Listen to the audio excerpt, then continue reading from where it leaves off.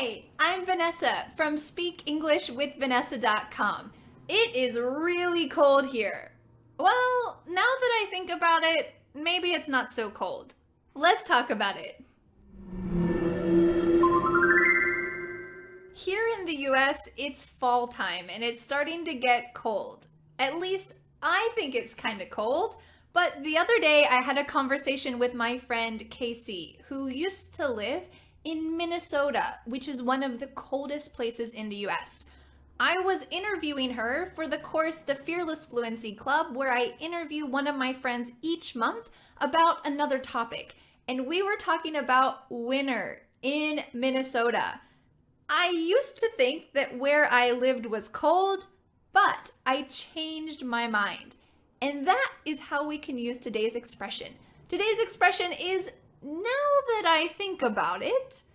Can you imagine what that means from my story and from my tone of voice? This means that you have changed your mind about something.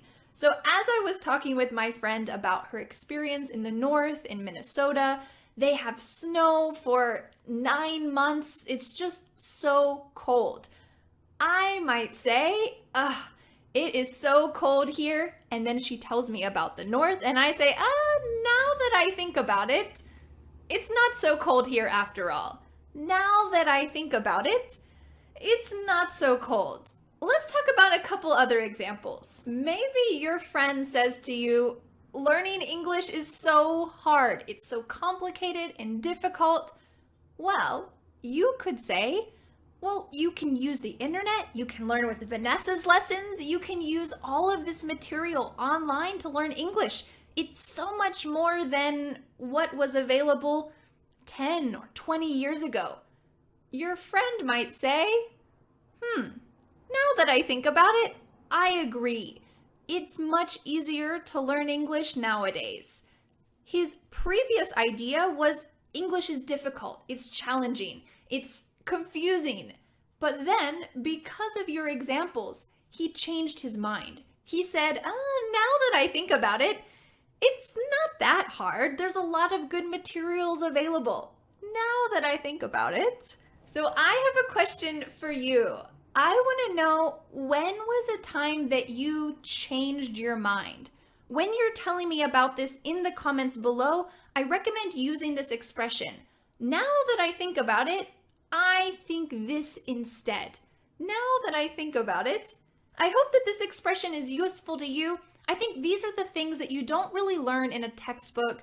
You don't really learn in school because it's things that native speakers use, but it doesn't fit carefully into a grammar box. A lot of schools try to fit things into a specific grammar category, but expressions like this just don't fit. But we use them all the time, so I hope it's useful for you and that you can actually hear this in TV shows and movies now that you know about it.